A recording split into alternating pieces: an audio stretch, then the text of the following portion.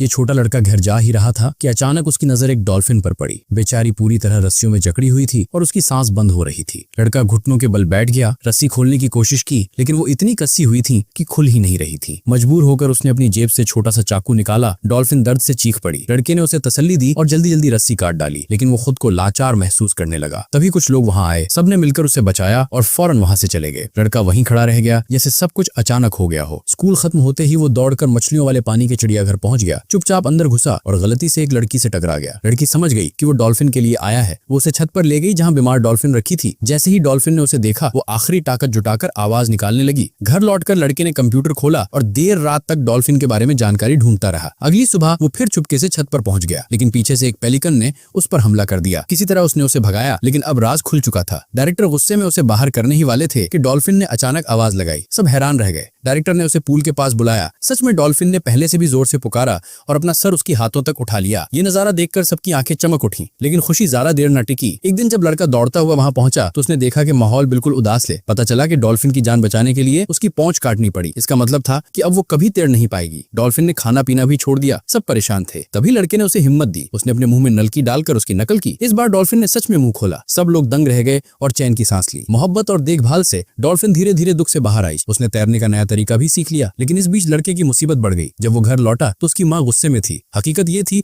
कि उसने 1 महीने से स्कूल जाना छोड़ दिया था। माँ की डांट से दुखी होकर वो कमरे में भाग गया। अगले दिन माँ ने तय किया कि वो खुद उसके साथ जाएगी। छत पर जाकर जब उसने डॉल्फिन को देखा तो सब समझ गई। पूरी बात जानने के बाद उसने बेटे का साथ देने का फैसला किया। लड़का खुशी से माँ को गले लगा बैठा। माँ ने तो उसे खास स्विमसूट तक खरीद कर दे दिया। फिर वो दिन आ गया जब लड़का और उसकी माँ दोनों डॉल्फिन के साथ रहने और खेलने लगे। धीरे धीरे डॉल्फिन के जख्म भर गए और उसके दिल में जीने की चाह फिर से जाग गई। इस्लाम में मखलूक पर रहम करना एक बड़ी नेकी है। ये कहानी सिखाती है कि मोहब्बत और हमदर्दी न सिर्फ इंसान को बल्कि जानवर को भी नई जिंदगी दे सकती है।